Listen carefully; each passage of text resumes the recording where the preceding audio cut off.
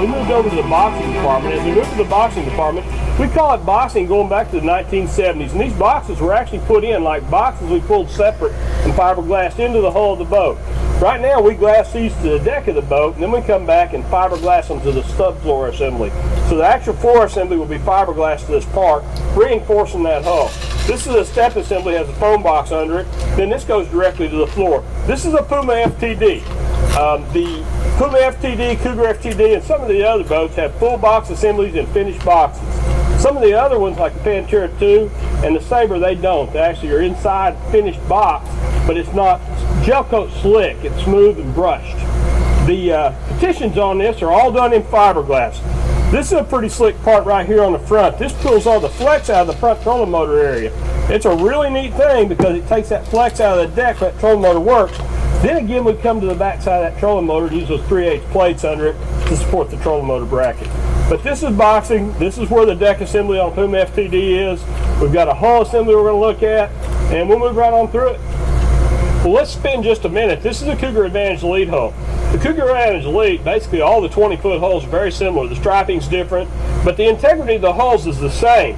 The stringers, the subfloor, they're the same on all the 20-foot models. There's different molds for them, but they're the same parts basically. This one's got the front foam chamber. All of the rear foam chambers are in place, and then the floor is foamed. And you can see there's 8 separate areas that we integrate foam into in these areas. That encapsulate all the foam. So all the foam is contained inside of these foam chambers. Down the road 10 years from now, none of that's going to be in the gunnels of your hull absorbing water. It's all going to be contained. As long as you keep the integrity of these boxes in place, you don't drill them, you don't not seal something, they'll be dry, and that foam will maintain throughout the whole life of this boat. Another thing you can notice right here is the width of the transom. The transom's full width. It runs from this point to that point, all the way across and depth-wise. So that full transom, that 65-pound transom that we looked at out there, it stretches through this whole bottom and all the way across in full depth. It's a nice setup. This is a one-piece construction hull right here, all vacuumed together with our vacuum process. This boat, this Puma FTD, it just came out of boxing. We're standing in the finish department where the next step, it moves into wiring, hanging all the parts and the pumps. The nice thing about that is you, out in your home, if you want to work on a pump on the lake and it's a problem, you can get to it. You can access it. You can get to every part in this boat. No different than we're going to do at the next step of this when we install it. Everything is put in at this stage of the game.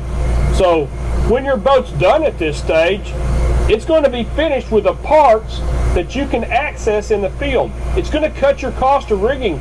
So when you go in to have a pump installed later, your service in the field is going to be less because the dealer's not going to have to charge you to remove a gas tank. He's not going to have to charge you to remove a seat box to install a bilge pump. There's so many things that people don't think about in service. And service is a big factor when you come to building a boat. This boat is in its first day that you could actually put this boat on the water.